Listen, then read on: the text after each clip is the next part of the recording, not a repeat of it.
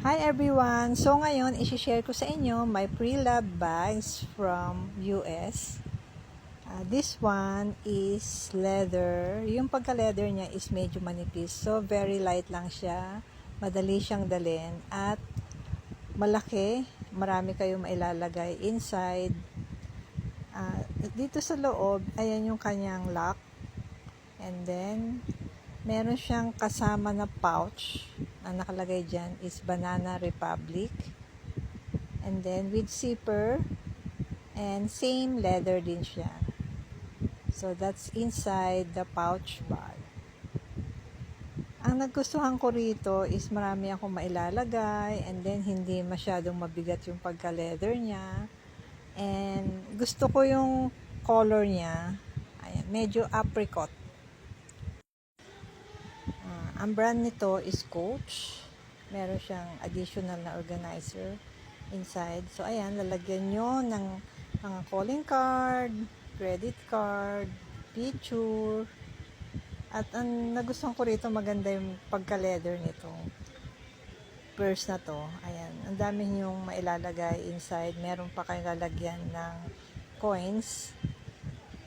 At hindi siya masyado mabigat. Tama lang din yung kanyang size. Kaya ko siya nagustuhan.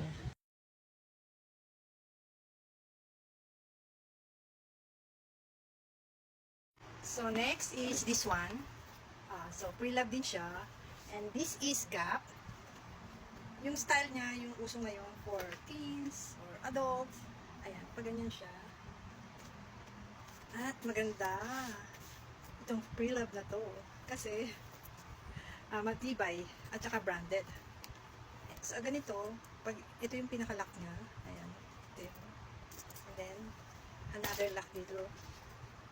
Ito. And then, ganito sa inside. Meron siyang pocket inside. Meron din siyang pocket dito sa labas. Ayan. So, marami ka rin mailalagay dito. Kasi pag may laman siya, very roomy naman. Wala lang kasi akong mailagay. Try natin po. Ayan, pala naman. Pag may laman siya.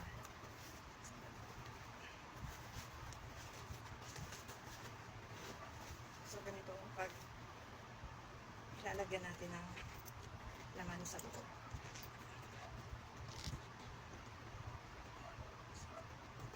So, ganito yung lock. Lock mo lalagyan yan.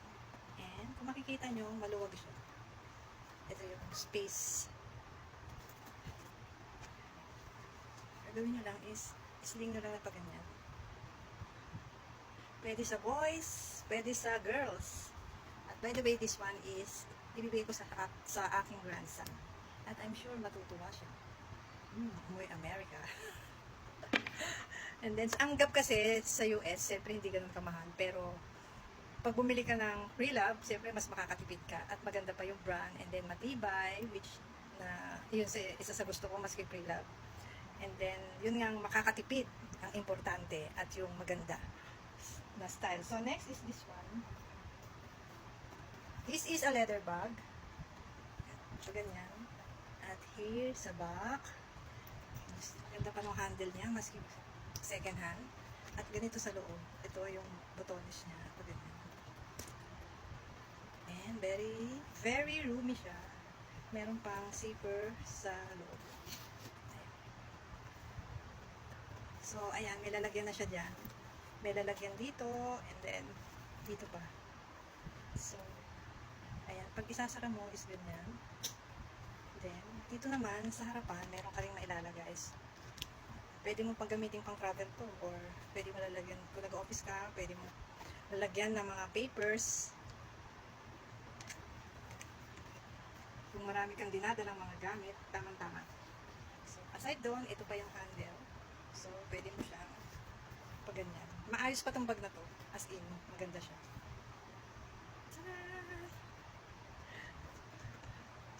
So, i-share ko pala sa inyo, meron akong organizer. So, kayo ba ay mahilig ng mga organizer kung ang bag nyo is walang mga lalagyan sa loob na pwede nyo ilagay yung mga gamit nyo, makeup, mga papers, kung ano-ano, or pwede nyo gamitin pang travel, and this one is my organizer. So, meron siyang zipper. Ito yung zipper. So, ganyan. Dito, may ilalagay ka dito. Gamit mo. Kailangan kasi mas maganda, di ba? Organize yung mga gamit natin sa bag. Yan.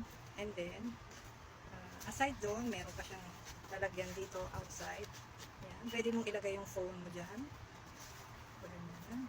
And dito, pwede ka maglagay ng mga kung ano-anong mga gamit mo na credit card or anything, mga papers na importante. Ayan. So, aside dito sa zipper, siyempre may lalagyan pa sa loob na very roomy. So, mas maganda kasi na-organize yung gamit mo inside your bag. Para hindi magulo, madali mong hanapin. Oh, dito ko nilagay yung aking mga credit card. Oh, dito ko nilagay yung aking mga tissue. Oh, dito ko nilagay yung mga ibang papeles ko. Dito ko nilagay yung mga makeups. So, that's it. Diba? So, kayo ba ay gumagamit? So, comment below kung kayo din is mahilig mag-organize ng bag. Or mahilig kayo sa mga organizer. So, that's it guys. Thank you for watching. Please don't forget to subscribe, like, kung nagustuhan, and share. And then, what else? Ayun lang. Bye! God bless!